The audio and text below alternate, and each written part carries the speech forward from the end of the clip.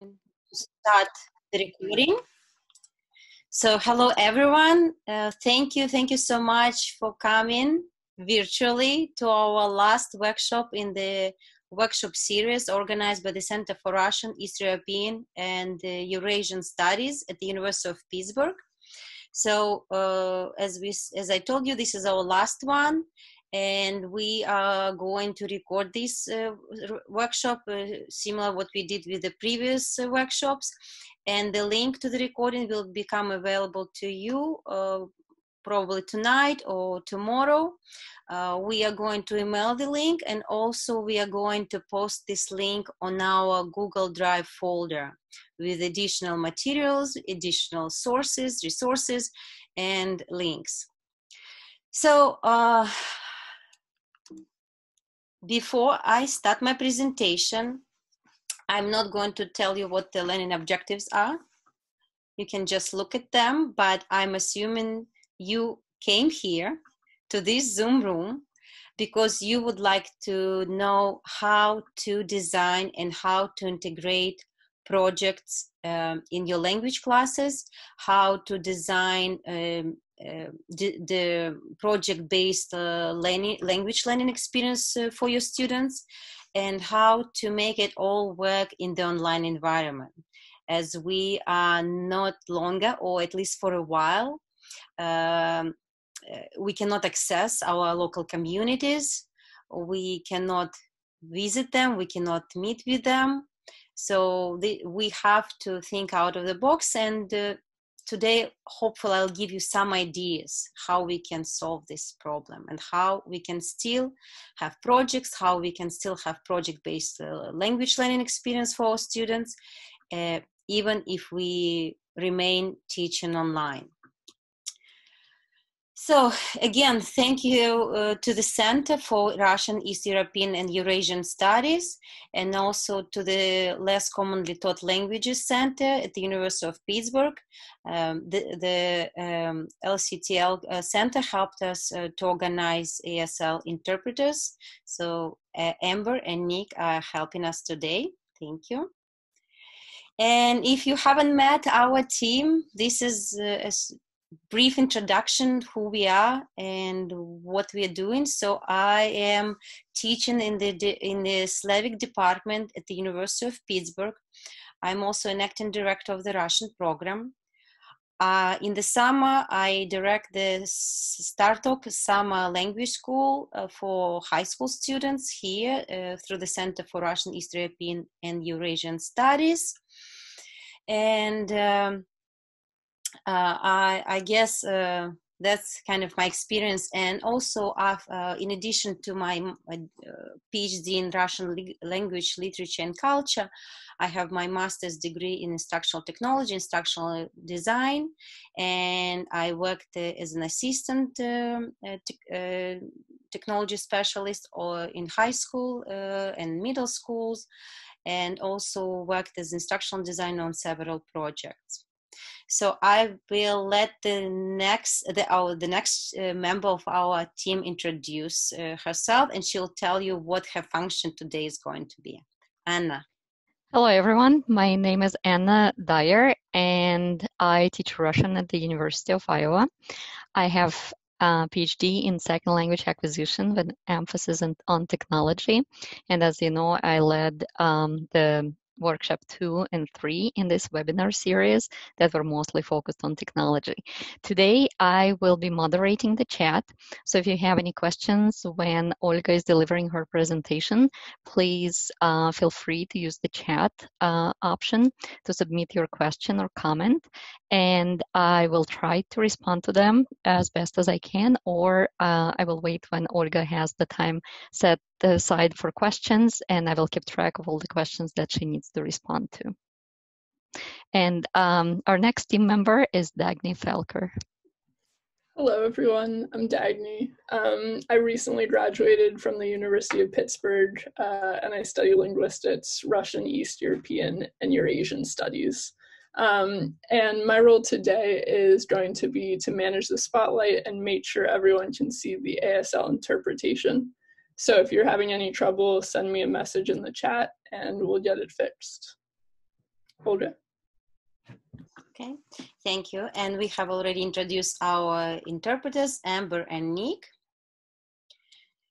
So, and this is just an outline of what are we going to talk about. I wanted briefly to distinguish the difference between projects in a language classroom and project-based language learning. Also, I will talk about how to plan and how to assess projects in a language classroom. I will show you a plenitude of examples from my own language classroom. So maybe it will give you some ideas on what you can do in your own teaching. So I'll show you some tools, introduce you to some web-based digital tools that can be used for different projects by your students. We'll have a small break somewhere in the middle, and then we'll talk a little bit about project-based language learning and about the design of it, and also about community-based language learning and some ideas. So, before we go to the next slide, I wanted to check, and I know that some people were not here in the first session, right? But I wanted to start a poll, lunch poll, and this is from my first presentation, the very first presentation that I had last week.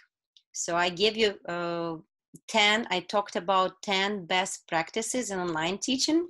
So I wanted to ask if you can try to recall what was the 10th one? What was the best practice number 10, according to Judith Butcher and Rita Marie Conrad? Okay.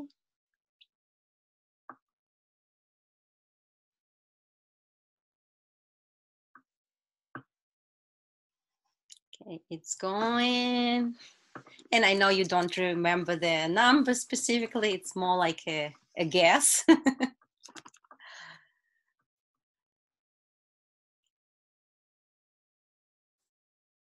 Let's see, let's get a little bit more, few more votes. And I'll tell you why I'm asking you this question.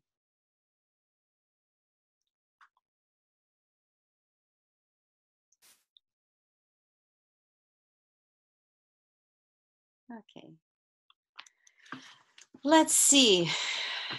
That's what it looks like. Most of the people think that the last teaching practice online is to support the online course community. And it is an important element of online teaching. However, in the context of today's session, I actually wanted to point out that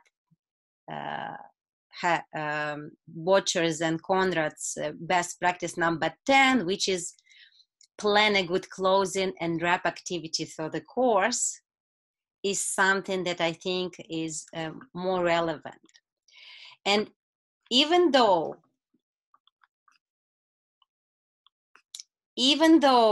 the in their book they're talking about the closing activity, closing project for the course, I think that even if we have several summative assessments, but in a very creative way, in a very creative format, that are very engaged, motivating, relevant to students, that can make your course, an online course specifically, successful, because these activities or these projects will continue your students to stay engaged. And you know that this is one of the problems of online teaching, online learning, is that students get very frustrated, then there is no community, they feel isolated. But if you let them work on specific projects and work together, this helps to create this collective, this feeling of some kind of community. It keeps them engaged, interested in what they learn. And of course, if there is a connection to something personal, their own interests, their own background, this makes it also very engaging. So out of all the best practices, actually, this one is the one that I thought would be very relevant to our talk today, right? It's practice number 10.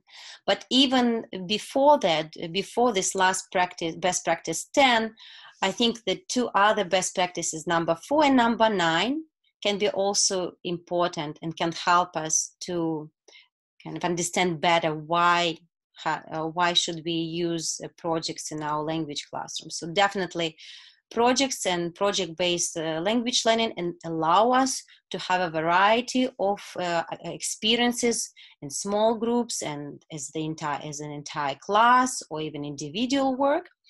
And also it allows to combine this core concept learning with some personalized learning, because projects allow you to differentiate. Projects allow you to make this learning specific based on students' interests, needs, and backgrounds. So I know that very often educators collapse these two terms, projects, language projects, or projects in a language classroom, and project-based learning, right, or project-based language learning. And there is a difference, and if you want to learn more about project-based learning or project-based language learning, I'm going to list a few resources at the end of my presentation. And also Dagny has prepared a handout which will be posted in our Google Drive folder, and you will be able to go and explore more resources about PBL and PBLL, right? Project-based language learning. So the difference is that when we do projects, this is just something like a small part of a unit, while project-based learning is the entire kind of unit, is the entire learning experience. And it sets the goals, it sets the modes of instructions, it sets the directions, and everything is serving the purpose of this project-based learning. And if we're talking about projects, they're usually repeated, and you follow the directions, they're more concrete, while project-based learning gives more flexibility. It's like open-ended tasks, and it is important to give students their voices and their choices. And if you design your course in accordance with the instructional design models, you know that we talked about this during the first workshop. One of the important elements is to get more information about your students' backgrounds, about your learners' abilities, what they can do, what they cannot do, what they're interested in. And this is especially important here for project-based learning, because you will be offering your students some ideas. However, they will be choosing what they want to do, even if you guide them and give them a list of topics and ideas. And projects typically done individually. However, I argue that projects can be also done in pairs and small groups.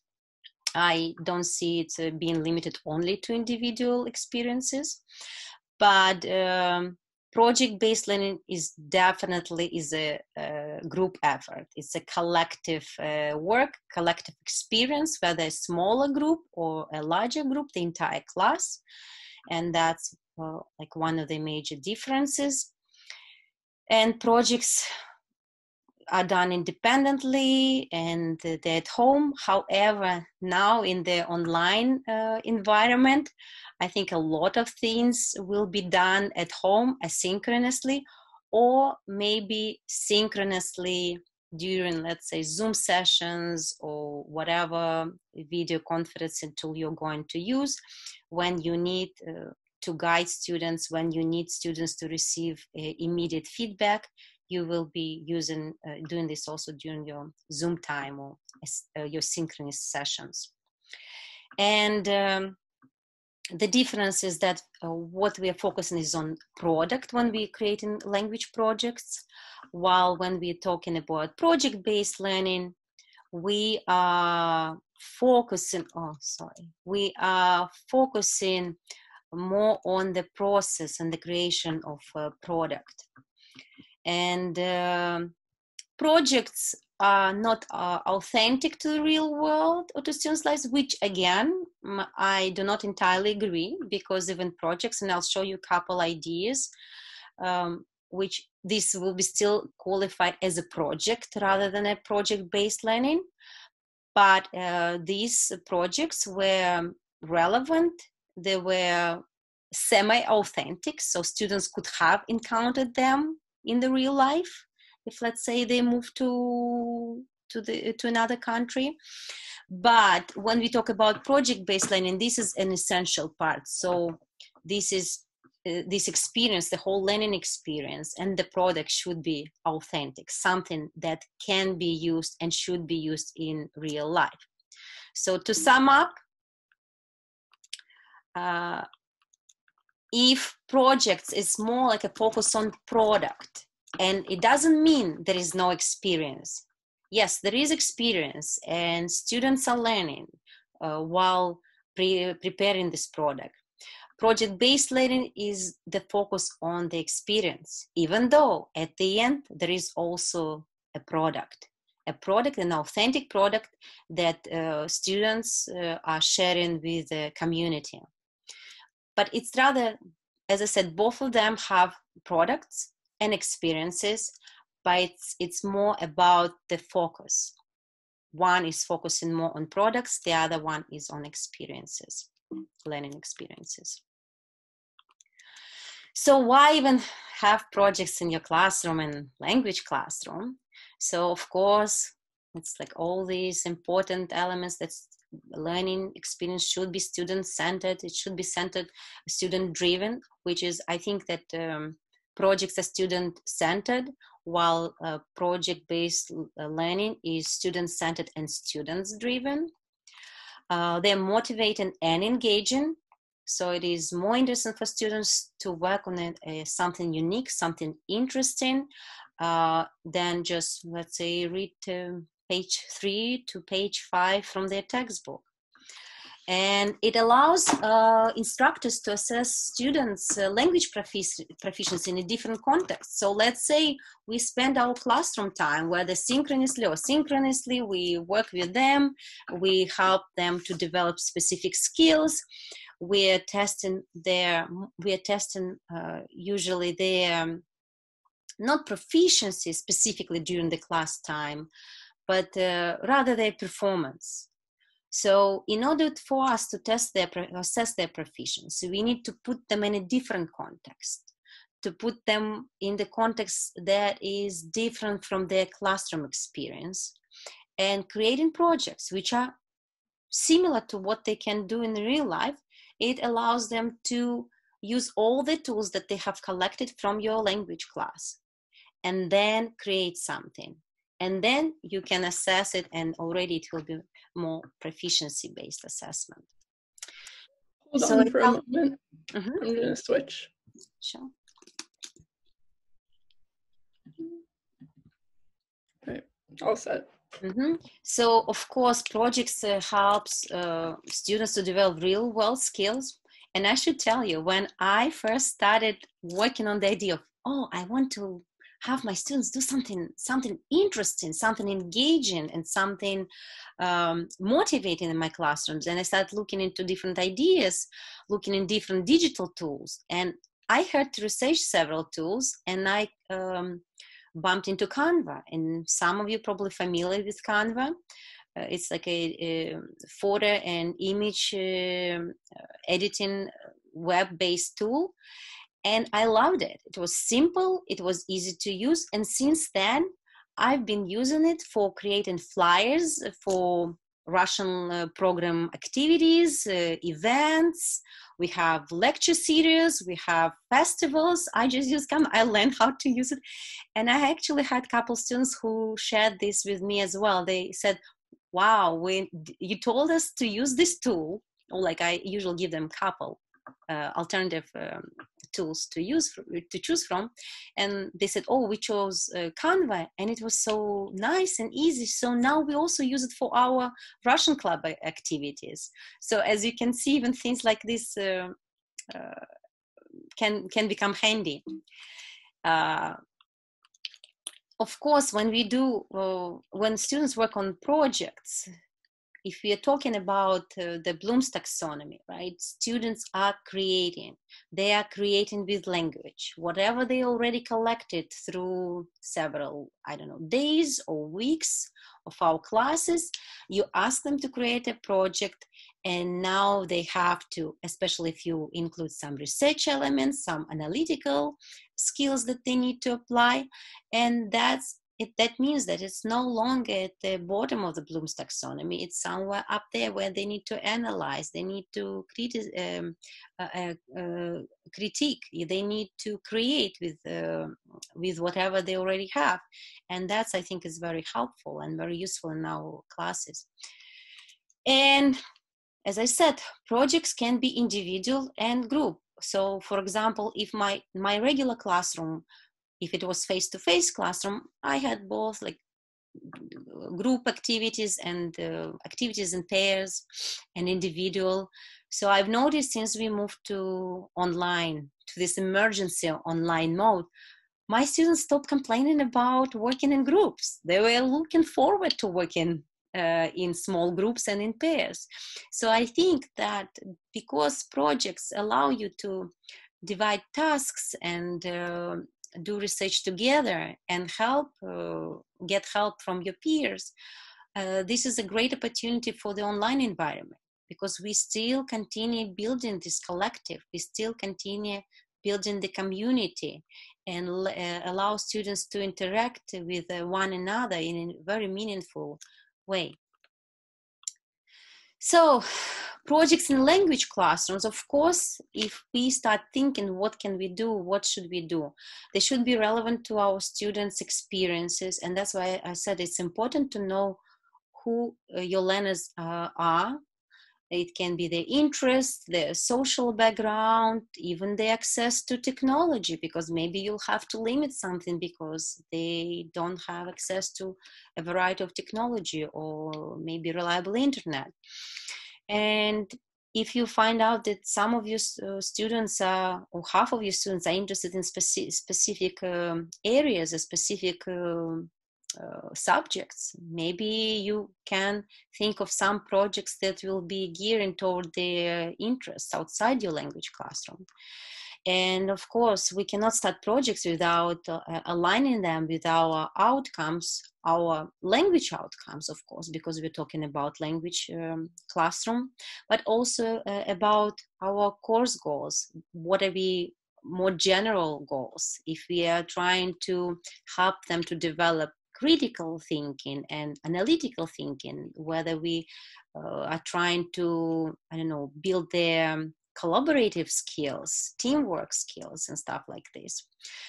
And of course, they should be rigorous, because if this is something simple and students are not challenged, they will be bored. They will complete this task, but they'll be bored. It's rather to set the maybe high expectation, but then help them and support them throughout the whole process by scaffolding, by giving them some help, support, by being available if they have any questions or concerns. And of course, it should be interesting. I mean, you probably don't want them to create a project about,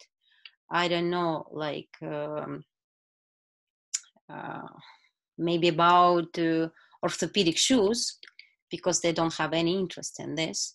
But if this is something they are personally interested, maybe something they encounter in the university life, you may help them, because high school life, or maybe in the city life, you can use some local kind of hook something that is happening in the city, something is happening in your town, something is happening in your school, something is happening in your college.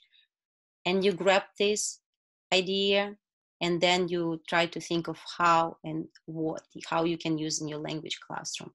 Of course, it should be achievable. If it's too complicated, if it's too much, if it requires too much work, if it requires from students to develop a new set of skills, entirely new, and a lot of them, they will give up and they probably won't even participate. So, and of course, in the language classroom, we have to think, if it's a project, we need to think how students can be engaged in the target, can be engaged with the target language and the target culture, right? L2 culture, L2 language. Otherwise, what's the point of having this project? And of course, when we think about projects and successful projects in the language classrooms, we need students, we need to provide our students with our feedback, with our constant feedback, and also support and scaffolding. So we cannot just throw them into the project and say, okay, this is unit 1. Tomorrow you create this and this. No, of course not. That's why I'm talking about how projects and also project-based learning usually go somewhere at the end of a larger unit or the entire course, because they need first to gain some proficiency, they need to gain some skills, they need to be exposed to the language, to the culture, in order to create a product later. So how we will plan it, how to plan projects is you, of course, set up the proficiency outcomes, can-do statements, right? This helps us. Actual guidelines, always helpful. And then you will brainstorm and choose ideas and also tools. You need to find the matching tool. If we are talking about online environment, it's more likely that students will be creating these projects using digital tools. While if it was a regular classroom, you could have given them an option to create, let's say, something online or create something like hand painted or something like this. You need to design instructions, to develop instructions and guidelines for your students and all the supporting materials.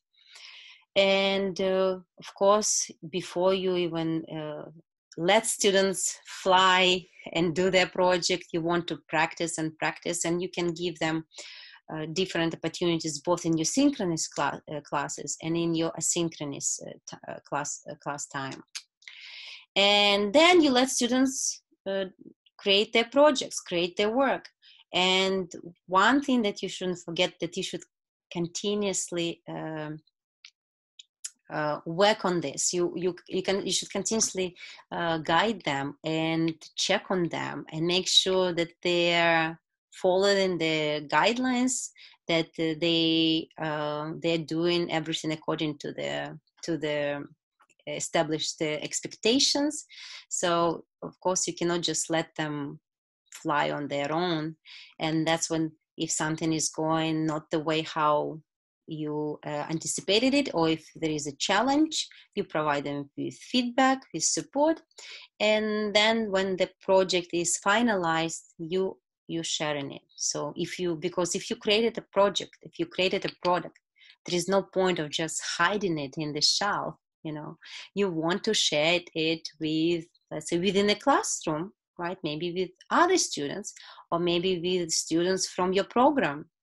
And I think the idea, like, you want students from the very beginning, so this is like a public product, and you can limit, you say like, oh, other students in your classroom will see it, or you can say we are going to share it with your parents and your other teachers and administrators if you're teaching in a school setting, right? So students, I think that knowing that this is a public product, they can spend a little bit more time and effort on this, right? Because they want it to look good and professional, because someone else will be looking at it. So, and when we talk about using technology for projects, so we, of course, doing also a similar kind of thought process. We identify pedagogical needs, then we choose the matching tool, right? Then we try to identify what learning objectives will be achieved through this specific technology, through this specific digital tool. Then also I try to identify what learning process should be improved by using this technology, and identify students' behavior within the selected tool. So especially if you encounter any problems, or if you think there might be some accessibility issues, you also make sure that you give some options here, or you give some alternative tools, maybe that will work better for some students. And finally, you explain students the choice and also provide them with expectations and the criteria. So before we move to the next slide, I wanted Dagny, if you can post in the chat box the poll everywhere. So I'm wondering if we can go into the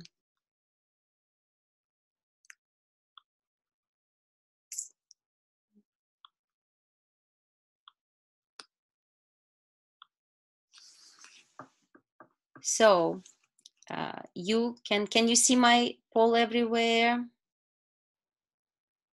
screen? No. No? No. Okay, so I will share the screen, but please post this in the chat box, and I'll ask you to answer the question and tell us what projects you have already used in your classroom.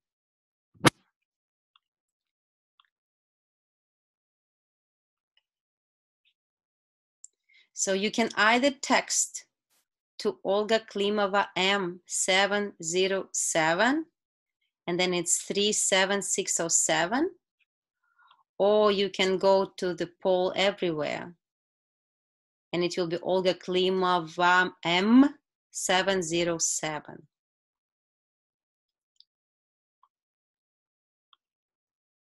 Oh, sorry, I pressed the wrong button.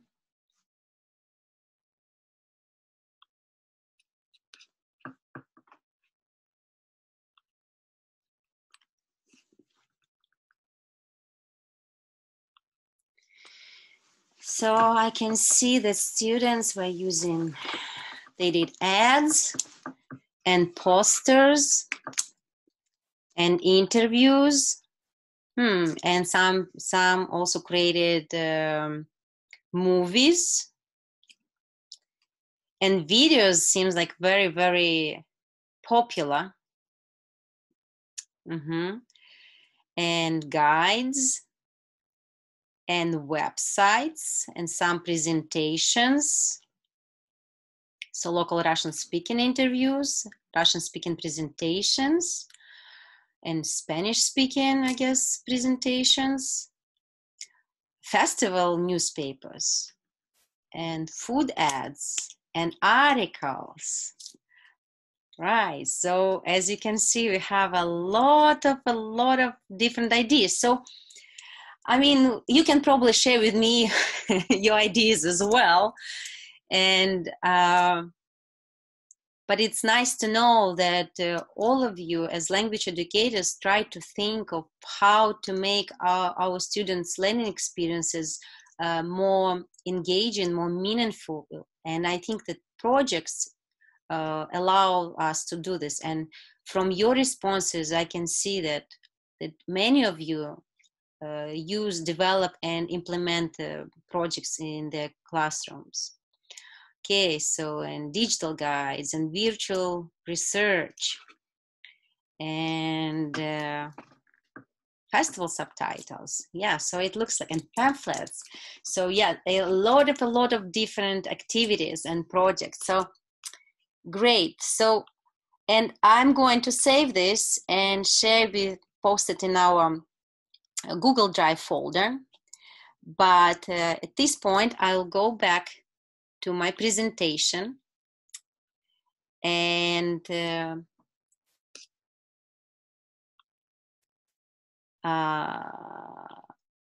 show you what, this is the previous one. So what I'm using in my classroom. And so something I forgot to mention, that technology needs to be well conceived. It should be meaningful, purposeful, don't use technology for the sake of technology. It needs to be properly integrated into your entire curriculum and into your entire language curriculum. And of course, it needs to be aligned with your course outcomes, your course goals. So these are just some ideas of how you can use digital technology, how can you use digital tools for various projects in your classroom. And as you can see, some of you mentioned about subtitles and videos. So definitely we have video editing and sharing tools. And maybe some students will be creating some kind of podcasts, and you'll be using audio editing tools. And if they create posters, like some of you mentioned in the polls everywhere, of course, photo editing and sharing tools will be helpful. And presentational tools for various presentations. But also a couple other things that and also website creators. Someone also mentioned that the students created websites in the language classroom. So yes, you would use also website creators. But some other things that I'm going to show you today, talk a little bit about, is, for example, animation and comic strip creators, and social bookmarking, how we can actually create a project based on this and using this, and also how we can use screen capture tools, and digital books creators, and infographic generators, and also location mapping tools. So I won't be able to talk and show you all of them, but at least I'll talk and do show and tell about most of them. Hold on for a moment. Let me switch. All right, all good. And before we move to the section where I will show you different projects and different tools that were used for the creation of these projects, I wanted to talk briefly about the organization of your whole project, or how the organization of the process for students. And again, because we are moving online, or we are teaching on going to be teaching in hybrid mode, you would think about some specific tools that can be accessible in a digital format, that can be shared, that can be used for collaboration. And because any project, whether it's a small project or whether it's a project-based language learning experience, you will need to help students to organize this process, to organize the ideas, to organize the content, to organize even the language part, right? And you can use, you can ask your students to prepare an outline of ideas and visuals and narratives. And for these purposes, you can use mind mapping tools. So these ones, this is just an example here that I created a while ago. And you can use also other tools, even Menti, the one that Anna used last time, like for word cloud. It can be also used for organizing some ideas and ideas for students' projects. And if this is a project like a video or some kind of recording, or if this involves some kind of narrative structure, if it's storytelling, you might also think about storyboard tools. And this helps. This is just a small step before they can submit their final project, the first small step or formative assessment that you can check, and you can give students feedback and make sure that their they're going toward the objective, to the final goals. And some of the tools, it's Storyboard and Storyboard that, but I'll show you in a minute, because you can use them also for projects. So because last time when Anna was presenting, there was quite a number of questions about online whiteboards. So I just wanted, for my presentation today, I just wanted to talk about these interactive online whiteboards, mostly for planning, right? You can use it also for creating interactive activities, and you can come up with your own ideas on how you can do this in your language classroom. But at least I can give you some ideas how to use interactive online whiteboards for organizing or for planning for projects. And these are just some of the digital tools: Miro, Padlet, Riddler, Whiteboard. I mentioned them last time. And of course, there are many, many of them. And you can choose whichever you like. But you can, the best part is, if you don't have a learning management system, or if your learning management system has some limitations, you can use these online boards also, because after, let's say, students are done, maybe they graduate from this class, maybe they no longer has access to LMS, but unless they close these websites, right, Miro, Padlet, and so far they've been here for a long time, they can access it. They can still have access to this board.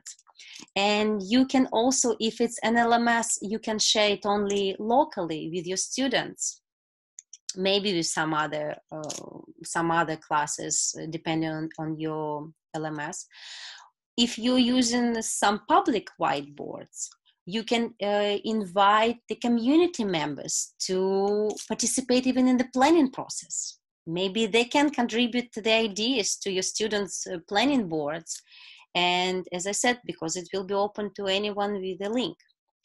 So this is just an example.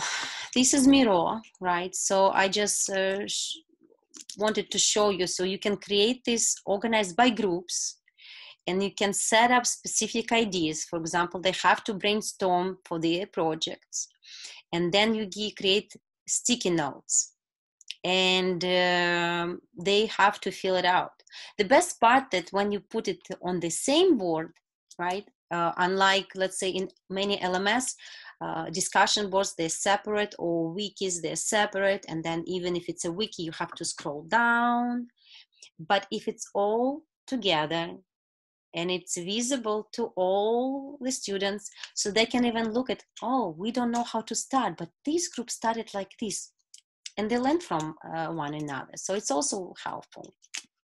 The best part about Miro is that it has different functions. They can use templates and text, and they can use sticky notes. So these are sticky notes that can be duplicated, and they can move them around. They can use connectors. Here I just posted like a couple of connectors. So even if you want your students to create some kind of graphic organizers, right, for their projects, this is perfect tool. You can comment. As you see, I created a specific like board next to each group's notes and suggestions, so I can just type my suggestions here. At the same time, if I want, the button here on the left, it's to comment. So I can even comment there. And there are other things. If you explore this tool, you can create graphics. You can create tables. I think there are a lot of different things. And here, of course, you can insert videos, video files, audio files. You can insert links. So this is a very multifaceted whiteboard. So with Padlet, oh, I'm sorry.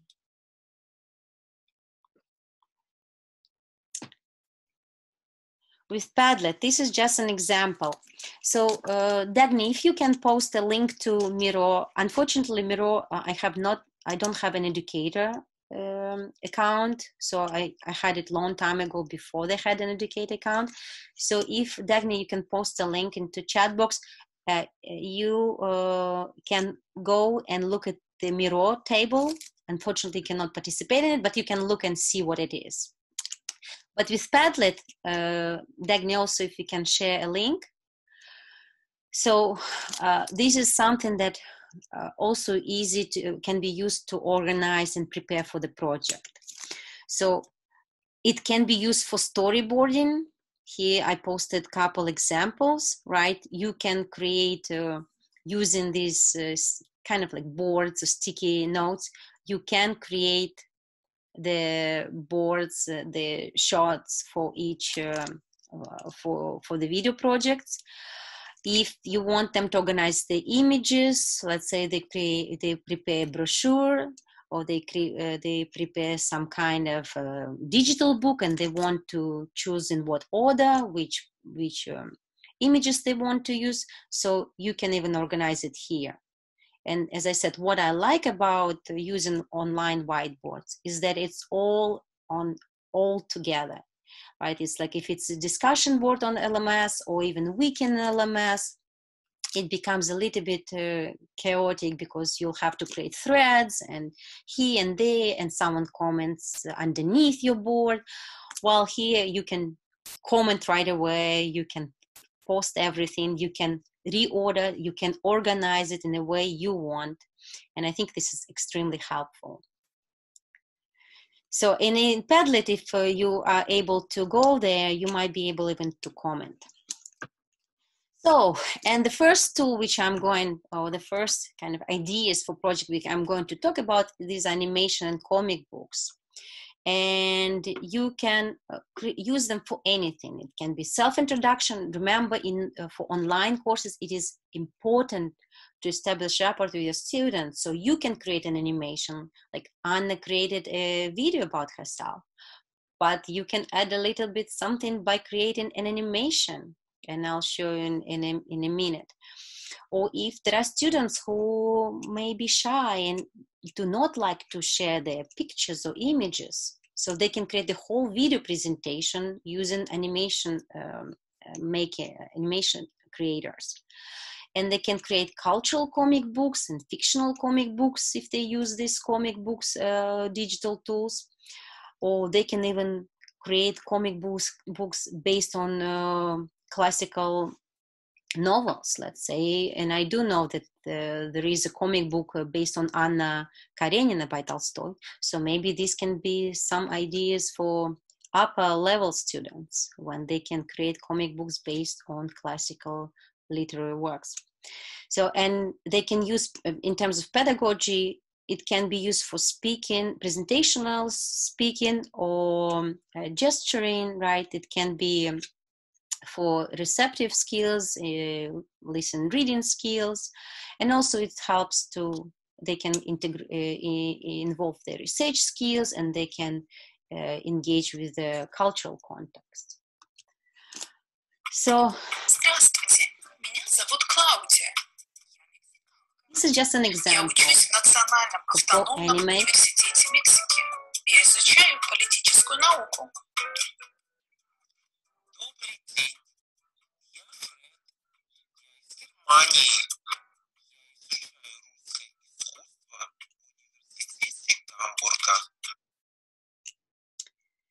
So this is Go Animate. And there is also Powtoon.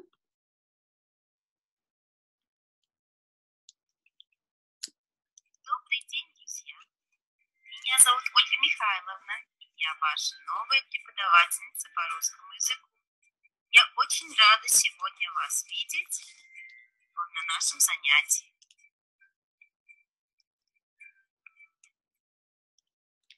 And the best part is that if students decide to use these tools, it's nice because there are already templates. So you want to make this project achievable, meaning that they don't need to spend too much time on the design, on choosing pictures, if everything is there, or the structure is there, and they just need to plug in their content.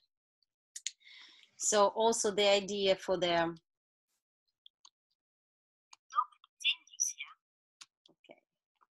just need to move on to the next slide. So this is just an example of the, my computer is not working very well. So this is just an example of comic books. It's make-believe comics, and there are so many of them. As you can see, you can create some culture-based comic books. It can be, as I said, you can do Anna Karenina or anything else. And this is also is easy to use and create, and then it is easy to share. So the another is infographics, and you probably already use infographics in your language classroom for, I don't know, for engaging students with cultural content, maybe use infographics to introduce them to new vocabulary. We do this a lot, and it's so easy to find them online, but students can also create them in different topics. They can talk about hobbies and food and family structures and jobs and professions. It can be about computer use and internet and technology. It can be about relationship and current events. So it can be from novice students, very basic, from novice students to very advanced students, depending on the topic, whether it's a more abstract topic, whether it's a more concrete topic related to their personal lives.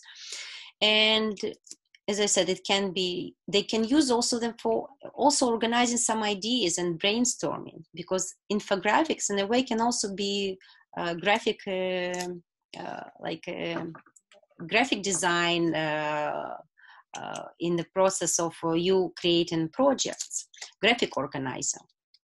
So infographics, this is just some examples of my students. The left and the one on the right, these are elementary students, and the one in the middle, intermediate students. And one of my goals, one thing that I follow in almost all my classrooms where students create projects, especially even in elementary Russian and in intermediate, I make them, I tell them that they have to create the full sentences, because we are moving them toward in like intermediate low, intermediate mid. This is the requirements. They need to be able to create in sentences and a string of sentences. So I want them to show me, I want them to give me an example of them, their ability to create full sentences. So as you can see, whether they're in elementary Russian or intermediate, they create in full sentences. And then they can also, you can use it for, let's say, for students to read them. Other students can share and read. So this is your, here you goes your reading comprehension skills and reading interpretive skills or receptive skills. Then annotated maps. And maps can be used, annotated maps. So it's Animaps, Foursquare. You're probably familiar with Google Maps, but there are some other like MapHub and MapMe. And the students can create some, if you're talking about traveling, or if you want them to create suggestions for someone who comes to their city or to their country, they can even create in the topic when you cover the city and around the city. I know that many elementary and intermediate level classes have this topic. So they can even map specific locations in the city, and they can write about them, or they create some kind of narrative.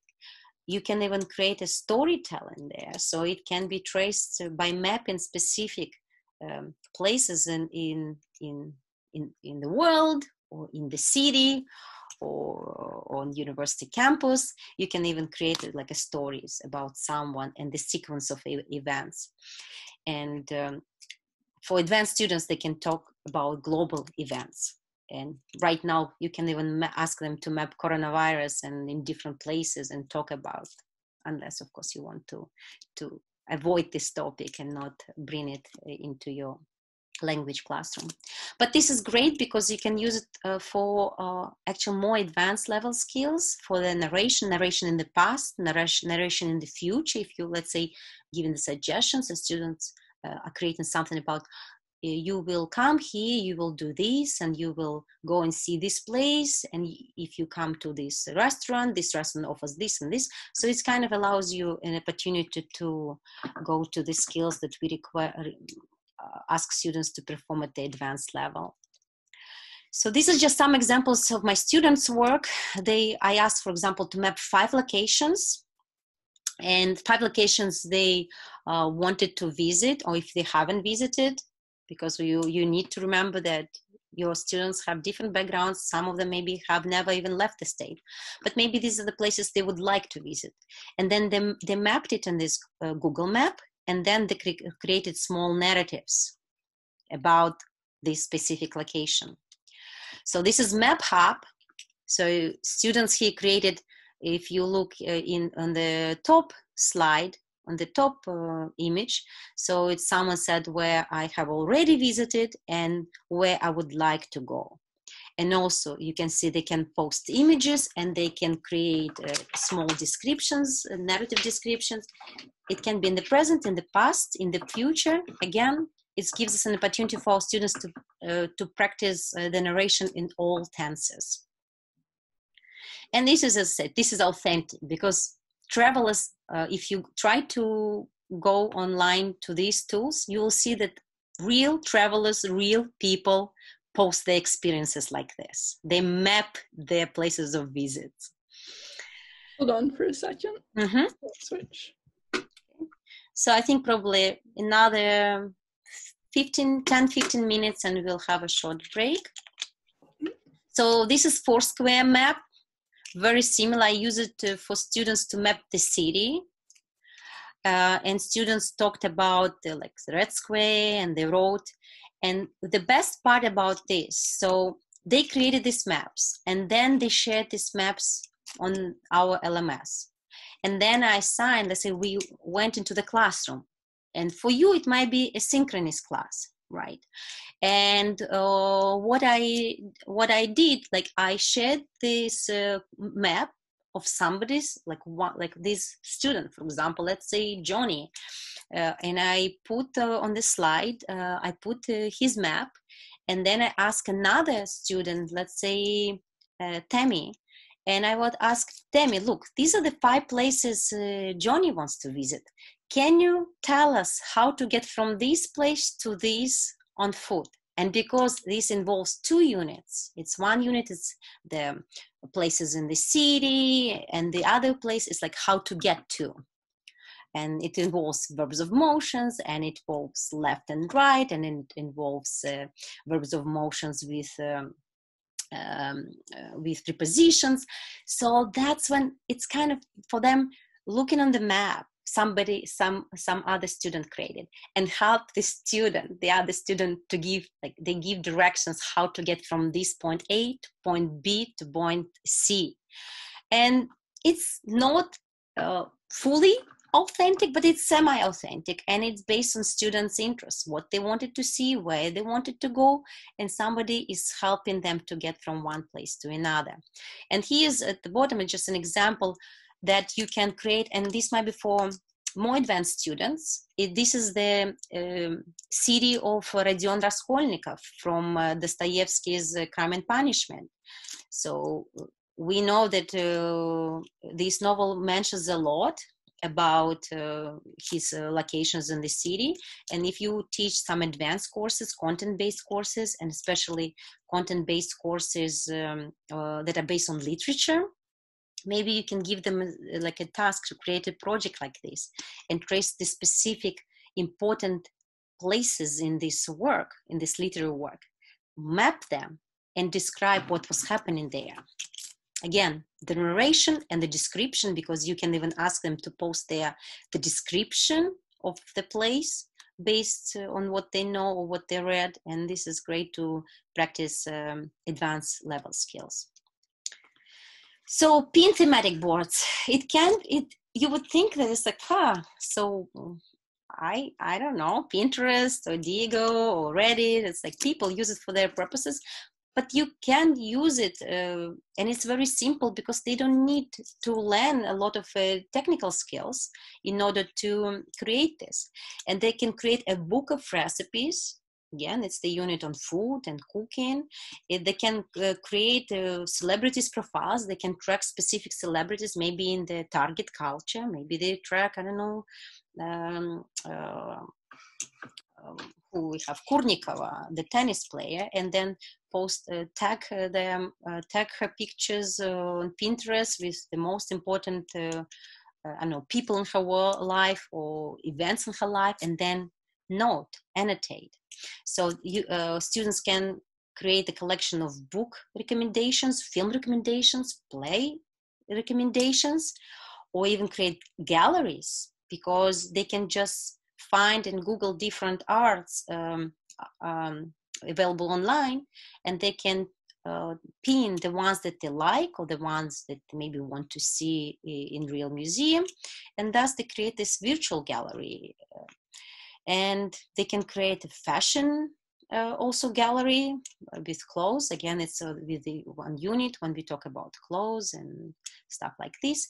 Or for more advanced students, current events, what is happening in the world, or maybe what has been happening in the world in the past like 3 months. You need to pin, let's say, 10 events, and they should be different, but then you need to annotate them.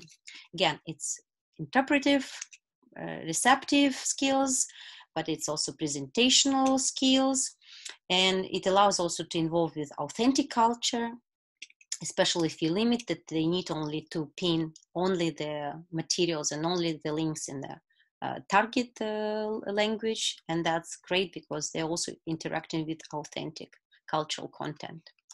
So this is just an idea how you can do the recipe. You see, it's Russian cuisine and recipes, and when you open each of them, so here you can comment and students can leave their annotations and they can create the pinned board. And if you want to go further, you may even ask them to summarize like a cooking process. Maybe they need to make it very brief, short. Will go into each website. They will try to watch it or to read it, but then they need to create a small brief summary, maybe a list of ingredients if these are elementary novice students, or if these are more advanced students, maybe even the process, how to cook this, the description. So digital books. I think that digital books is a great opportunity for projects, but I think it's also great for project-based language learning, and I will give you my explanation later about this. But what can you do with these digital book creators? You can create, of course, children's books, and this is probably one of the most common project, right? And it's because it's easy, and because there are already all these tools such as Story Jumper or Storybird or My Storybook. They already have images there, templates for storybooks, for children's storybooks, so it's easier. But you can even ask, especially more advanced students, to create a language textbook unit, so they can create their own, and this is also a great way for them to reflect on what they know about language, if this is the focus of your teaching. They can even create a book about themselves. So this can be like a self-introduction, talking about how will they introduce themselves in online class. Maybe it's a book about themselves. Or they can even create any kind of magazines, travel magazines, cooking magazines, fashion magazines, or maybe it's newsletter, university newsletter, or maybe personal newsletter. And they create a newsletter and telling about the whole month of April. What was happening in the world, what was happening in their household, what was happening with them. So the ideas are endless. And as I said, it allows for many, many different pedagogical benefits, because students can practice descriptions and narrations, and talk about current event. They can talk about they can use the past, present, future tenses. And some of the books, which hopefully my examples will work, some of the books can be printed, right, digital ones, but some of them can also have voiceover narration. So for your purposes, you might want to use not only for presentational writing, right? But it can be also for presentational speaking if you choose to do so. So these are the students of my elementary, from my elementary Russian, who created the Storybird books. Beautiful images there. I would highly recommend. And Storybird allows you to download a PDF file of this book, so you can even print it out, and it can be already look like a real nice children's books. Story Jumper is a great tool as well. It is more like a digital interactive book. You can even turn the pages by taking the here, like the corner, and move it to the left. So you're creating this semi-authentic experience of turning pages in your book. Beautiful images already there, but students can also add their own images. So again, it's achievable because they don't need to have advanced technology skills. And here's an example of a student, advanced student, created one with a narration. В году следующем, когда прилетели аисты, мужик одинокий, разочарован не был. Принесли ему словно намеренно свежее напечатанную бумажечку. Стал читать.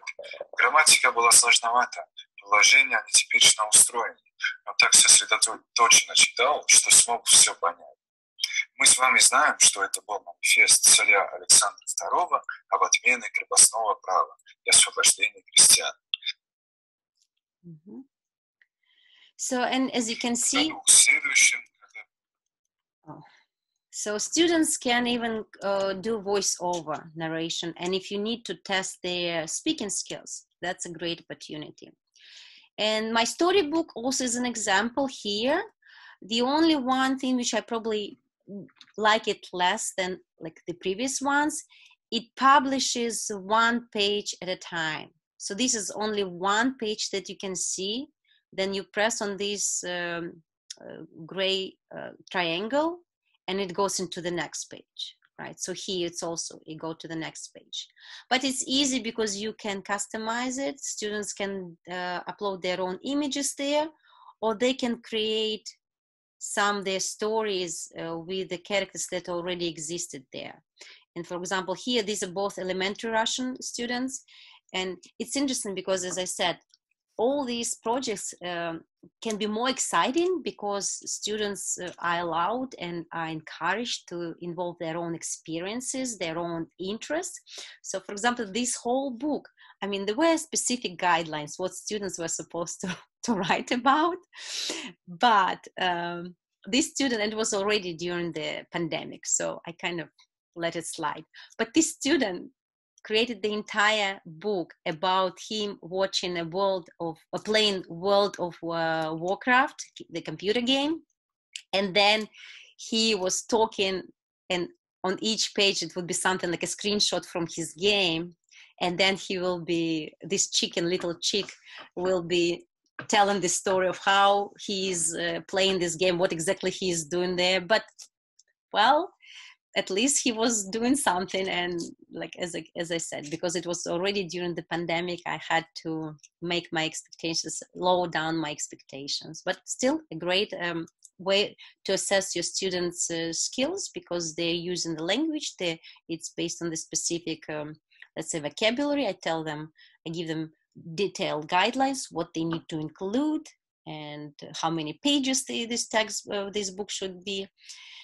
And it's interesting, one of my instructors who teaches with me, she said that her, I think, 3-year-old daughter saw these books, and she's like, oh, and she started, like, she wanted to read them. As what I'm talking about project-based language learning is that if this is something like a native speaker might be interested in, so it means that this specific format, this specific idea can be used for something bigger. It can be used for project-based language learning. Okay, and then screen capturing tools. You think it's not, what can you do? It's mostly recording the screen, and it has a lot of various possibilities. So you can record, again, if this is something for the assessment, students can record their screen to show what they're doing, or they can even record something on their computer for planning, right? If they're planning a project and you want them to explain how they're planning, what they're doing, so they can do this, but it can be a separate tool to be used for a project. So they can create virtual, let's say, visits to restaurants or to virtual museums and galleries. And there are, if you Google, you'll find in all your languages, many of them have different virtual galleries online.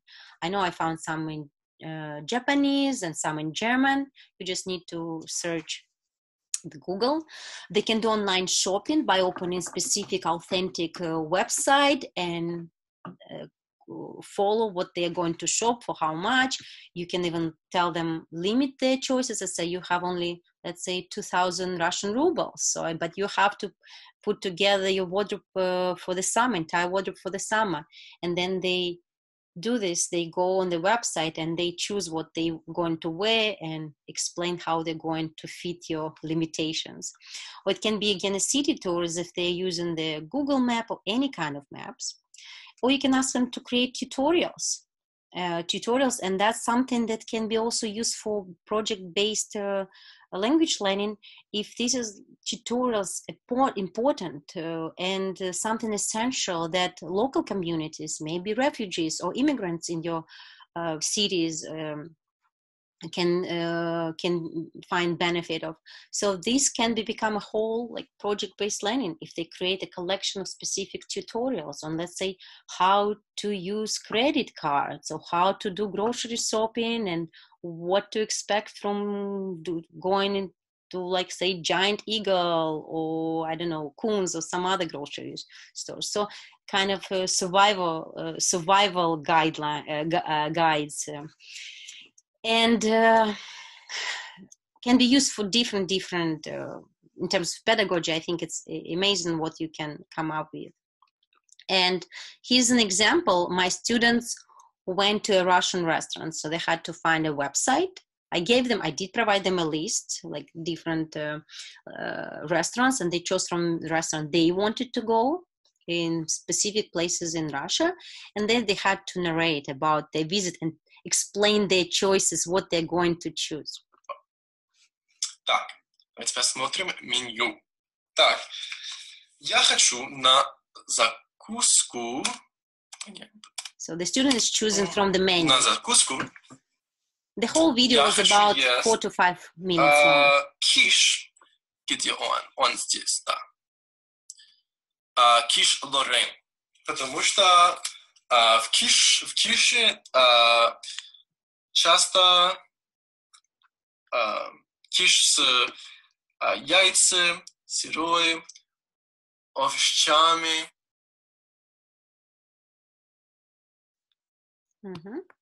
So this is my intermediate students. So again, they narrate, they describe, they explain, and this is a great opportunity. And for example, before that, I asked them to go on this website and even look at the pictures of interior, because guest posts, you know how many restaurants have like guest posts with pictures.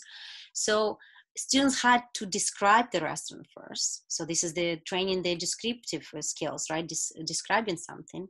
They had to describe the interior design, what kind of restaurant is this? Is this for, like, is it expensive? Is it cheap? What can I assume based on the interior design? And then they had to talk about the food. And even if they have pictures, I would ask them, okay, show the pictures and now explain what is in this dish and why do you want that? And some students actually who decided not to use Screencast-O-Matic, they used Zoom. And so students can do this with Zoom.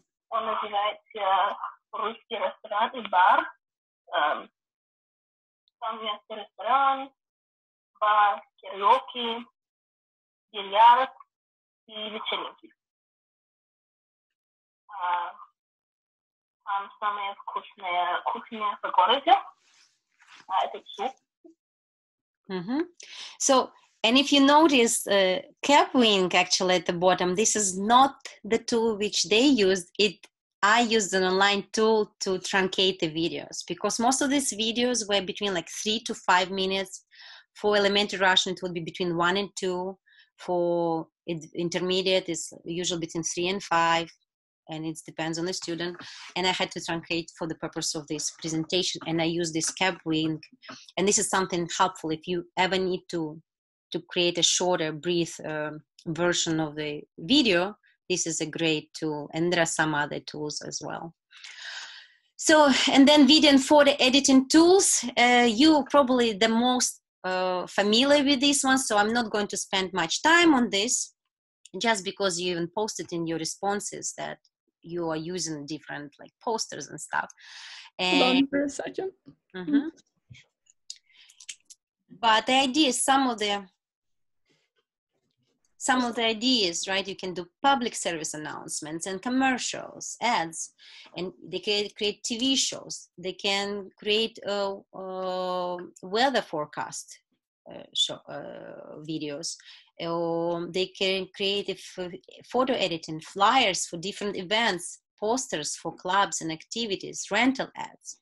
And that's what my students created. So this is travel agency brochure. So they created something like where they wanted to go, and they advertised places where they would like to go or where they went. And then they created this travel agency brochure. Many of them used Canva, but some of them even use simple like PowerPoint. You can create in PowerPoint, for example, or even Word document if they decide not to go and use high-tech skills. Students created a student club activity posters. And it's amazing because that's, again, this is where they engage their own experiences, their own interests. So one on the left is the Russian club, and we do have Pete Russian Club. If I'm not mistaken, this is even the correct email address. But the one on the right is because we do have PhD and master students in our language classes. So one of them created a poster for their organization, Professional Graduate Students Organization. And for advanced students, why I liked for like 3rd, 4th year Russian, students created some political posters.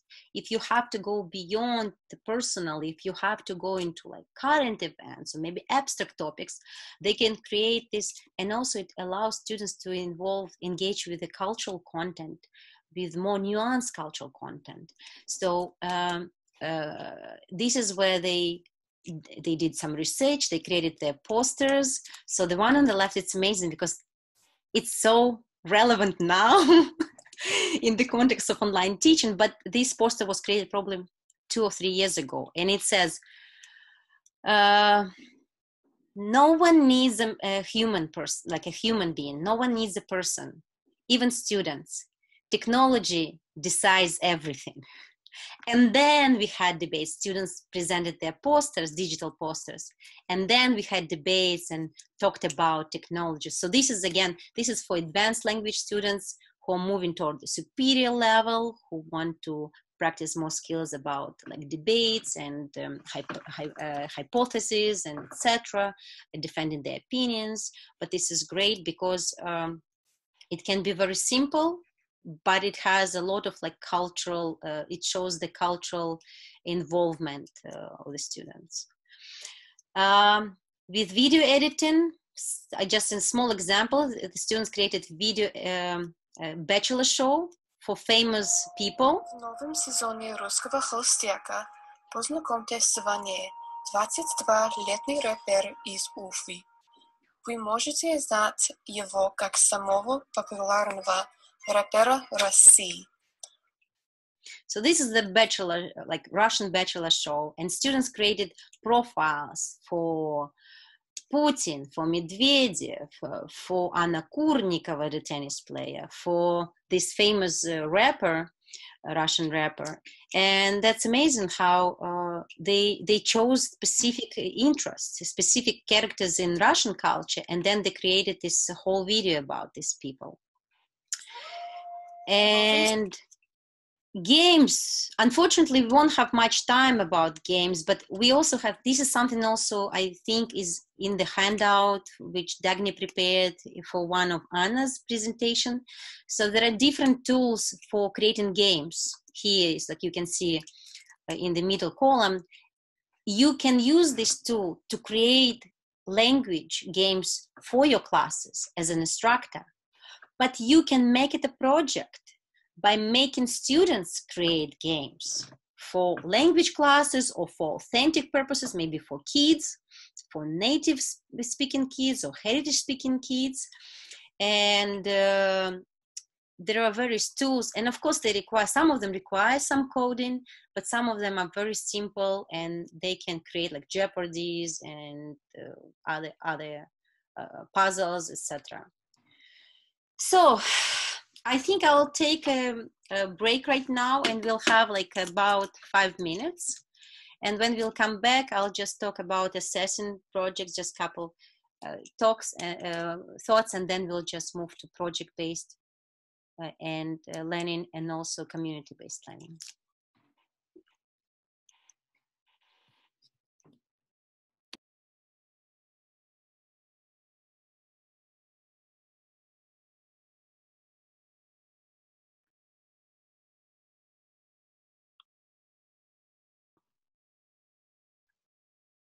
Okay, so the question about the whiteboards. I use several of them. I use Byboard. I use the Miro when it's back then, it was not even Miro. I use Padlet. So I use several of them. I know that in terms of its functionality, I like Miro the most. And it's easier in terms of this. I enjoy the sticky notes. It's easier to organize stuff there. Has more functions and abilities, as I said, graphs, etc. But unless you have an educator account, about which I found out during our last session, you are limited. Like you can invite only 2 guests, I think, 2 people to collaborate on your board, and you can create only a limited number of boards. However, if you can get an educator's account, it's a great online board to use. Padlet, probably, like as I said, it's something, it's easy to share, easy to use, simple. You still can insert images, you can insert links, videos. So probably, like, if I have to choose, I would go to Padlet number 2. Again, maybe for your own purposes, you have just to go and look into a couple of them and play around, test them out, and see what works the best for you. And that's why I don't just tell you, go and do this. Go and explore if you have time. Or as I said, Miro, Padlet would be probably my 2 choices.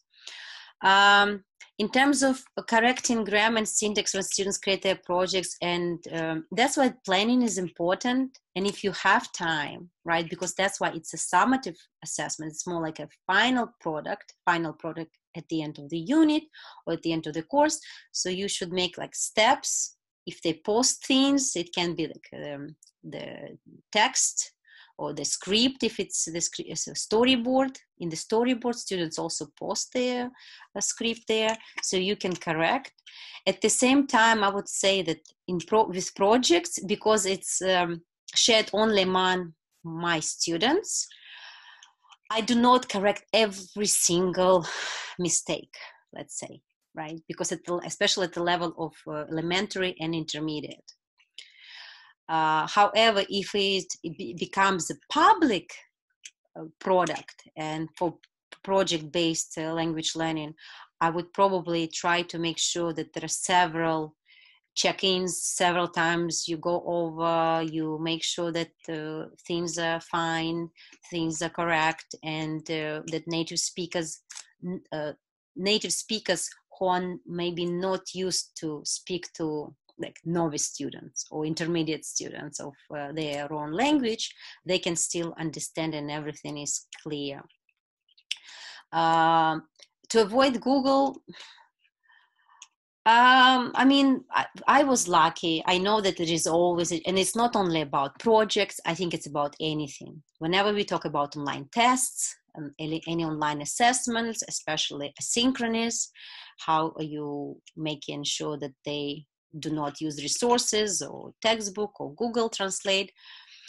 I mean, if you create the project with the proficiency goal, with the proficiency as its goal, so Google Translate, it might not be necessary like a bad thing in terms of they can go and they can look, but then you know that it's elementary Russian student and created something totally not to this level. You might have only like you might have a talk to this person, and of course I put them in the instructions. And when you warn students in advance, tell them, please don't use Google Translate, please don't copy and paste. This is another thing. It's not just Google Translate. They go and do research when you ask them to go and use authentic resources in L2. They go and copy and paste, and you have to warn them right away, because sometimes they just don't realize that they're not supposed to do this. They don't do this because they're evil, but they don't know better. They think, oh, that's what I'm doing, and it's clean and nice and no mistakes, and I'll just put it in my, I don't know, flyer, my poster. As what are other questions? Let's see.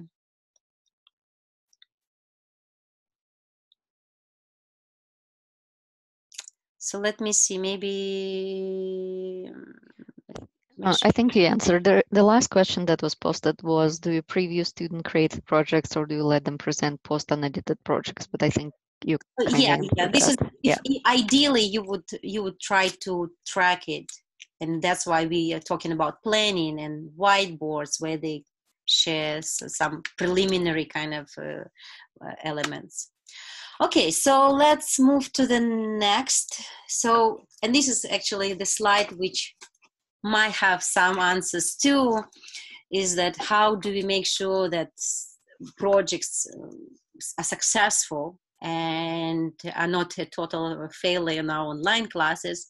Of course, the clear expectations and outcomes. And it is important for any class, for regular face-to-face class, but with online environment, when an instructor is not available right away, like every day or every other day, to answer questions in person, that you want to eliminate any potential like mistakes or misinformation, or they might not understand something correctly.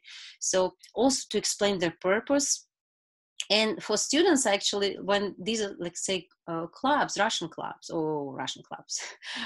student activity clubs, and I say, you know, if you go to Russia, when you go to a Russian-speaking country, you might be involved, like you go for a semester or a year, and you will be involved in different activities because they like clubs there. So you might be creating this for your club. So you kind of put it in the context where they realize that it might be useful to them. And we don't know whether they will go or no, but as a potential, right? And also to set up technology criteria. By this, I mean, I had different students. I had students from our Osher Institute. These are senior students. So their knowledge, at least in my experience, were very limited. And I think we talked, and I said, here's what the tools we are going to use for this project. This is what we're using for these projects. And I usually give them alternatives, right? I give them several. That's why you have storyboard and what is Storyboard and other creators of books, because they just go and choose what works for them. And I had students in the past who would go, especially from Osher, they would know PowerPoint and they would create presentations with PowerPoint because they are afraid of going beyond this. And it's fine, you'll work with them. You just tell them, okay, maybe you can still create, you don't need to use video editing online tool, but you can use PowerPoint. Here there is a function where you create a record voiceover, and you'll still have a video with a voiceover. So the final product is still the same, but it means that they have to go and like do more editing, not more editing, images and stuff like this. Hold on for a second. I'm gonna switch. All set. What helped enormously for me, because some of the project, because as I said earlier in one of my earlier slides, you saw that projects, they usually like you will recycle them, and I sometimes create new ideas, and then sometimes I was like, yeah, that's actually would work better with these students, because more of these students are graduate students and they might do not want to do children's book or something like this, right? But because I already have a collection, an archive of all these students' work, so this is a great idea to share at least like one example. Here's the website the student created. Here's something. And the only one thing, if it's something that displays their name and you cannot delete for some reason, I usually contact the student and ask the permission, say, can I use your, like you did a wonderful job, I really enjoyed this project, may I share it with the future students? And if they usually say yes. If this is something like I identify, I might ask them, or as long as there is no indicator of their names, faces, or anything. And additional resources help, and rubrics too. With online classes, rubrics, you think that by now we all know how to use rubrics and we have them, but I notice now, and with online learning, online classroom, rubrics are even more important and more essential. And scaffolding for projects, feedback, regular feedback, and also check-ins. It's like if you're working on a project, let's say for like 3 weeks, so you can say, if it's happening asynchronously in a whiteboard or maybe somewhere in your LMS, you can tell them, okay, every Thursday I'm going into your wikis, group wiki, or every Thursday I'm going to your online whiteboard and I'm checking what is happening there. Have you filled out this? Have you found more stuff? And things like this. And setting up like help desk, even in discussion board in your LMS, just related to this project. This is also helpful, kind of Q&A. And as I said, I told you about this in my first presentation, that I like to involve students in this as well. Less work for me, but also extra participation points for them. Again, building community. So if someone asking a question about the project and someone went there, another student went on this board and answered, hopefully correctly, right? About the deadline or something else. So that's great. Then I don't need to do this work for me. Self-assessments and peer assessments, actually, I found this very extremely helpful in any projects I ever used in language classes, in literature classes, in culture classes. When my students created projects, it was nice, especially if it is a group work. And I know the students get upset how like, oh, there are 5 of us working, but only 3 worked hard. Self-assessment helps to show that you appreciate and kind of value that some of them worked harder, and then they're honest in this, at least from my experience. They're honest when they assess and said, yes, I assessed, I did 5% of these and I did 20% of these, and someone did like 0%, something like this. And of course we need to have them technology. So video tutorials, luckily I had undergraduate teaching assistants and also people, including Dagny, working on this hybridization project. So one of the tasks was for my undergraduate assistants to create video tutorials for like the main tools. Let's say Canva, I knew we had several projects throughout the year when they used Canva. So my assistants created this video tutorials on how to use Canva to do this and that and that.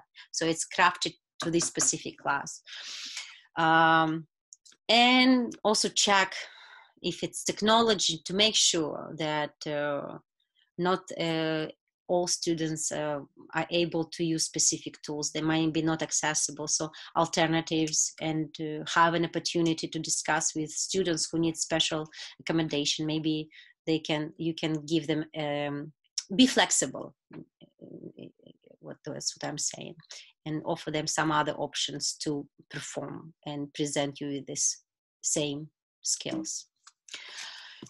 So this is just a sample of rubric, and it can be like you can craft it the way how you want, right? So language is important for me, but also creativity and relevance of the content. So as for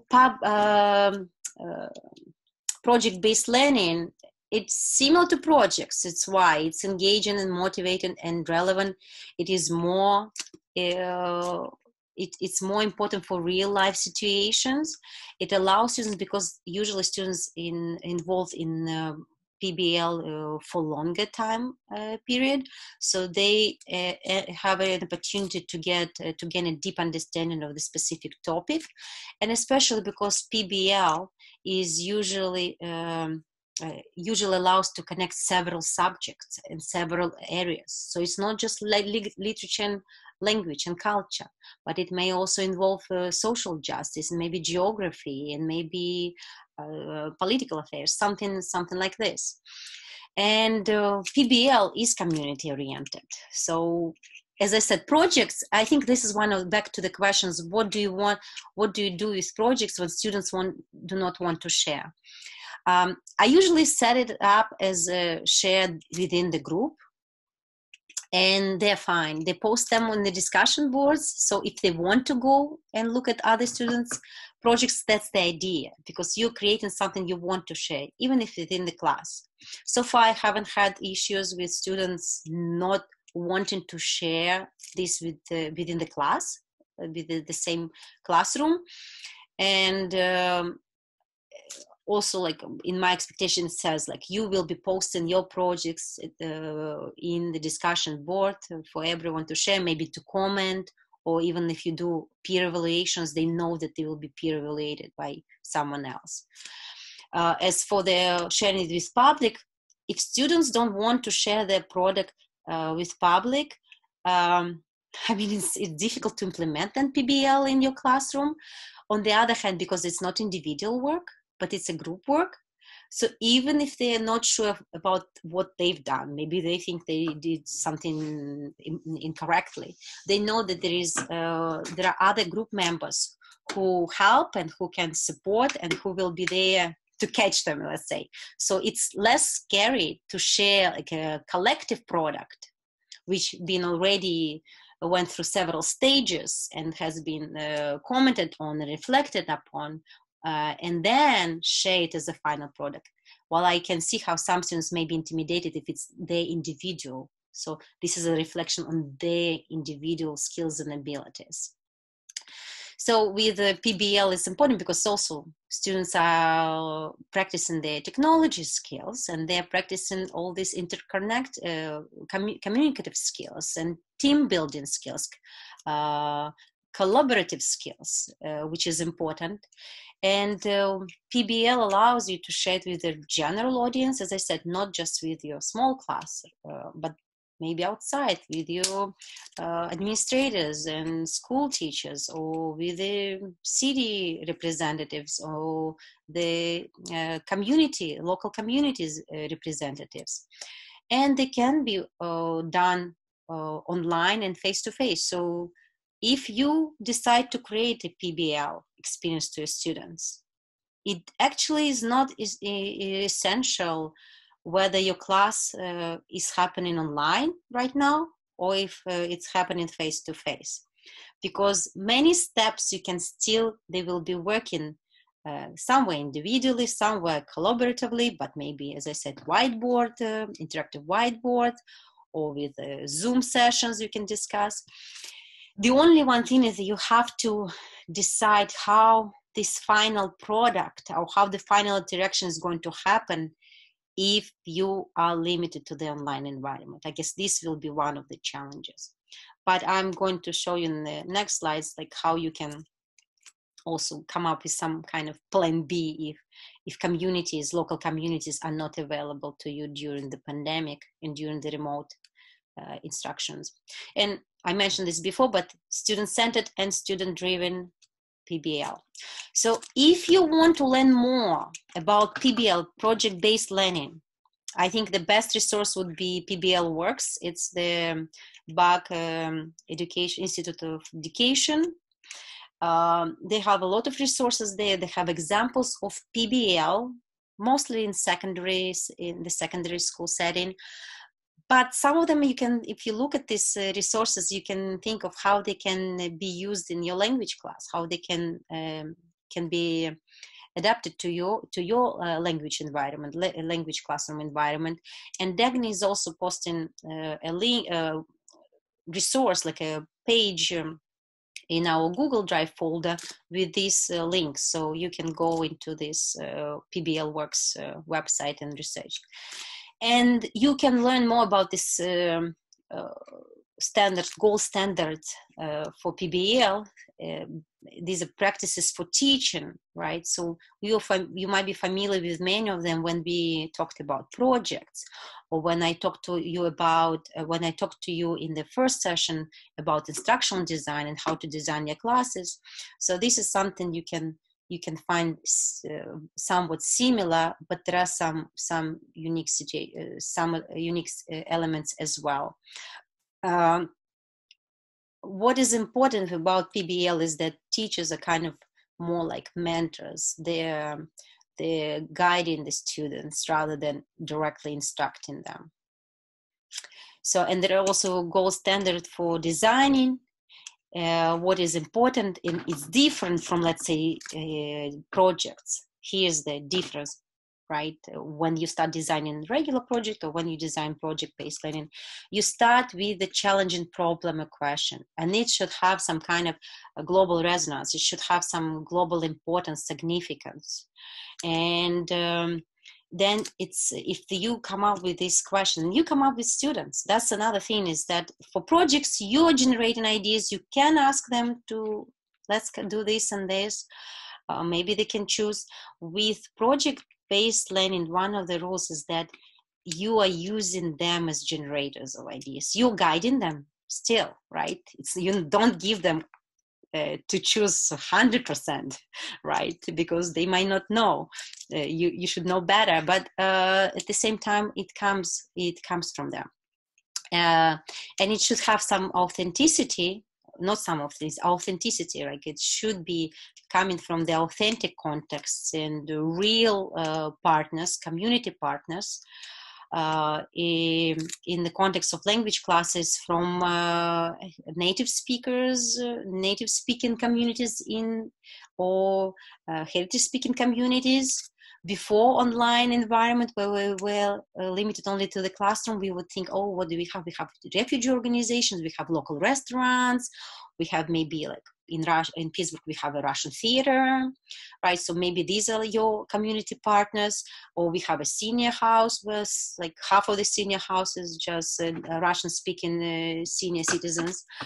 And you would think about this. But now with online, you can connect to all these partners from across the globe. You can connect to people in Thailand or Uzbekistan. So it actually opens possibilities, because now we think, oh, we are connected through Zoom and online whiteboards and Flipgrids. And for example, my students participate in a Flipgrid activity where I ask on Facebook my friends and friends of friends from different former republics, and they posted short videos on Flipgrid about their, like, Kazakhstan, Uzbekistan, Estonia, Ukraine, and they went there directly as guests, and they created authentic videos, and they talked about their own, who they are, where they're from, about their culture, and they showed like an artifact from their culture. So I didn't think about this before the pandemic, and think, oh my God, how am I going to do this? And I involved them, and I found them through Facebook. So, and of course, with PBS, reflection and self-reflection and revisions is important, right? Because at the end, you have this public product. It's not just product as a project, but a product, and you are going to share it, and hopefully this product will be used right? You're not just creating for the purpose of students learning something, gaining some language proficiency, cultural competency, but you're also hoping that at the end, the community partners, the target audience will use your product, your students' product. So this is something how you design projects. You use Project Square. I would recommend you to go to NFLRC at the University of Hawaii in Manoa. They have separate, for years and years and years, they've been offering institutes and workshops and seminars for project-based language learning.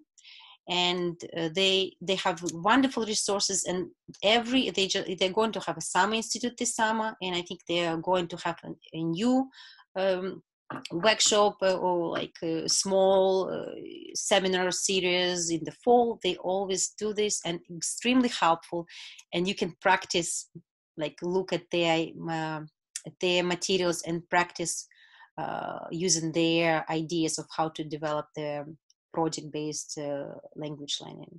So this is what you use, like Project Square, to fill it out. It's like graphic and organizer, and there are different things that you'll think about. What is the essential question? How can stories change the world? So it's like a more global, more an abstract question, and then you narrow it down to something like more local. So about, like, we find our community partners, local TV and radio stations, but we want to create a social media campaign for the Spanish speaking community in our city, right? And then that's what the students will be the product.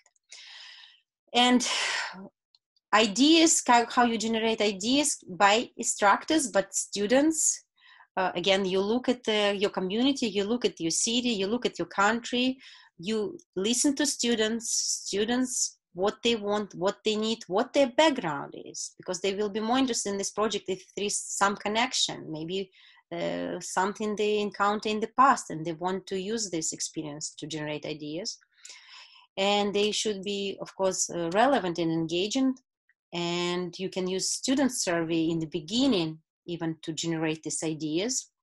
And I mentioned this already. And you can check even what's happening in the city, all right, or what's happening locally in local communities, what is happening there, how you can use for projects, and just be ready that ideas can change and you can drift away. And this is from the College Board. This is just some global themes, and I think that secondary school teachers are more familiar with this, but global themes in AP language and culture classes can be used for generating ideas for project-based language learning. And this is, again, there just for you.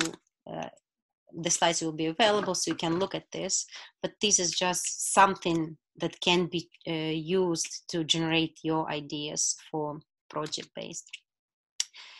And this is just example which we started it because it was this fall or this spring. It didn't go entirely how we wanted, but it was about like creating special brochure for visitors, medical school in Pete from Kazakhstan. And it's about landmarks in Pittsburgh, but the landmarks were chosen by students depending on their interests and their experiences with the city. And then they created these brochures. These are like different students using Canva, and they have like more like trifold. So they will have like two sides, and different landmarks were generated by different students. So we kind of created like a small pile of brochures about different landmarks in the city and how to get there from the university. So copyright, just wanted to keep this slide here because I think there was a question last time. Alex, I think, mentioned something about one of the participants mentioned about copyrights. Because you will be involved a lot with the content and visuals and audio and pictures, you will have to train your students to do this all properly. So encourage them to use only the ones, images and media which are in the public domain. So you can use CC Creative Commons, check Wiki Commons, YouTube CC, and make sure that the site students as the last slide, or somewhere at the bottom of the project, or somewhere they need, as a part of the project, they need to cite all the sources. These are just couple names where you can, websites where you can access royalty-free images. It means that you can, the authors waive their rights, so you can use them, but please still cite. And hold on for a second. I'm going to switch. All good. And also websites for royalty-free audios as well. And it will be safer, especially if students are going, if let's say it's a project within the LMS, it's not like you can get away with this, but you still want to train them properly, but at least no one is going to tag you. But if you're going to share, let's say it's you creating a website, or you creating a video where you share it somewhere on social media for the community partners, then you need to make sure that everything is proper and you do not break copyrights. So these are just resources I already mentioned to you, and Dagny prepared a handout for you to explore more. As for community, PBLL is already community-based, right? Like we are always keeping the community in mind when we're creating PBLs, but not all the projects, right? Or not, I guess all PBLs and PBLLs will be community-based, but not all community-based learning experiences will have projects, let's say.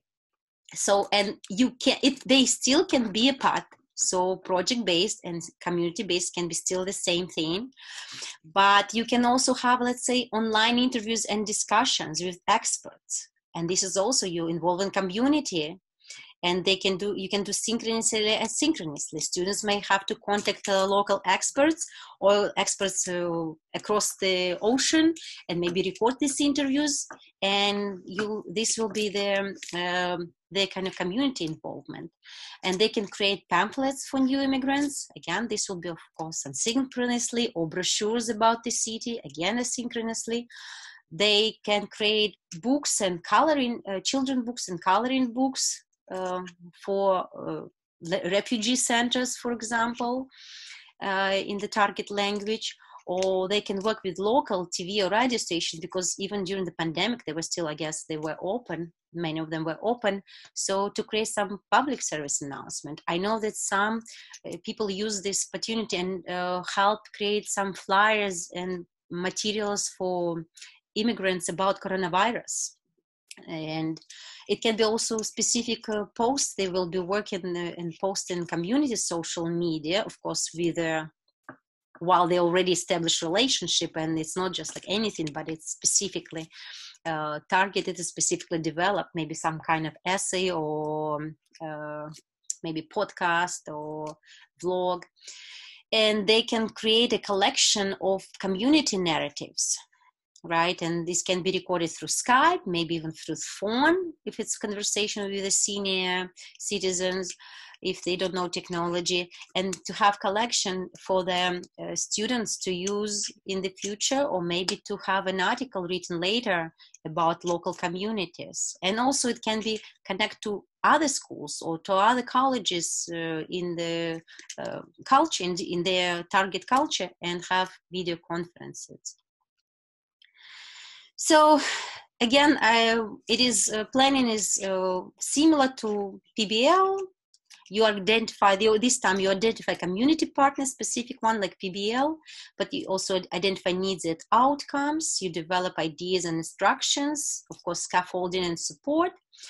Students, but here it is important that students interact with the community, right? And of course you give them reflection and feedback, and it can happen already past this time. And self-reflections are important and it should be meaningful. And this is, of course, like benefits of CBL are similar to PBL, right? Diverse exposure to L2, to language, critical thinking, also raises diversity, awareness and recognition, social cultural awareness and empathy. interpersonal skills, because they're always in interaction with the local communities, team building skills, and networking potentially if they decide to work with these community partners in the future when they graduate from college. This actually allows them to build a real relationship, professional relationships with these organizations and community partners. So these are my part, and if we have a couple minutes for questions, I can answer. And as I said, again, I'll look in the chat box and I'll get all the questions which I haven't responded to, and I will write short responses and post them in our Google Drive. Anna. So there were a couple of questions. So one was about the group project. How do you keep track that each person in the group works? For instance, if you have not one or two only, but in a group of 4, for example. Mm-hmm. So that's what I said. If you tell them they do self and peer assessment at the end, it always keeps them on their toes. They know that their peers will be telling on each other most of the time. I mean, this technique helped when you announce it as a part of, like, let's say your project is 50 points, but 5 points is your peer self-assessment. So 10%, I don't know, very minimal. And then they do this splitting the roles. Sometimes for projects you can even assign, because you know within a group they might have different skills. It's best to work, for example, I even create a list of roles. It's like technology editor, content editor, something like researcher. And I say that even though all of them do this small task, but one person in the group is responsible for something. So it's always nice to identify at least one person will strong technology skills, so then other students don't have to like worry. It's like, oh, I'm going to learn this tool and create this whole thing, because someone always out of like 4 students, one will say, yeah, I know how to build a website, or I know, I will learn it very easily. And that's why sometimes it's easier to have group projects, because you do not put all this pressure on one person. They can split the tasks. Mm-hmm. Mm-hmm. And it's hard to scroll through the chat, but Olga, do you find that project-based learning is the backbone of building community in the online learning environment? You know, I don't even know it possible, but what I would say that the idea is that even with small projects, if it's not project-based learning, language learning, right? Because projects can be small groups. Even if you connect students to one another, even in small groups outside the classroom, let's say outside a synchronous classroom, it already helps them to connect. And I've noticed even in my classroom, in regular face-to-face classroom, students tend to get into like small groups, like cliques. So it's not like entire group community. It's a community split into small groups, and these 4 always like to work together, and I split them up and they all turn together. So I think it's both in online environment and in regular face-to-face environment, the community, this bigger project, community-based and project-based learning, where you work all together on something big and something one, it allows to help create a collective community, classroom community. All right, thank you. And the chat is full of all of the thank you messages for wonderful webinar and wonderful webinar series. So thank you again very much, everyone. And I would like to thank Amber and Nick, who were working hard today. And also Amber, who worked with us for all 4 workshop series of workshops. Thank you so much. Thank you very much. And again, please feel free to email us. You have my contact information. I usually send you information about the recordings. I know that a couple emails bounce back when I use the registration list from Zoom. So if you have never received any any emails from me or from Zoom, please email me vok1@pit.edu. It means that probably either your institution server blocked my emails or something happened. Maybe your email incorrect in our Zoom registration form, but please contact me and I'll send you the link to the Google Drive folder. That's where we have all our recordings, listed recordings. That's where we'll have additional resources. Thank you very much, Dagny, for doing all this wonderful research for us. Yeah. And putting a lot of different resources for you to use while you're getting ready for your fall semester. So, and I hope you take some time to relax in the summer before you have to go back to plan your classes, whether remotely or regular. Thank you again. Yeah, thank you, everyone.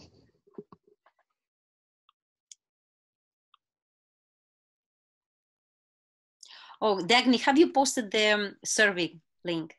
Yeah, I posted it a couple of minutes ago. I'll post it again now. Okay, so please, if you have a minute, to fill out the survey now, but we also send this link in our email, and it's also the link to this Google form is located in our folder. So please fill out this form so we would consider your suggestions for the future workshops, and also we'll send these comments to the Center of Russian and East European and Eurasian Studies. Okay. Thank you again, everyone.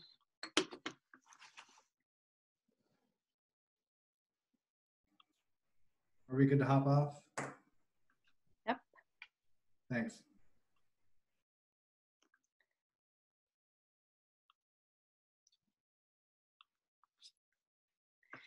Okay, bye, everyone.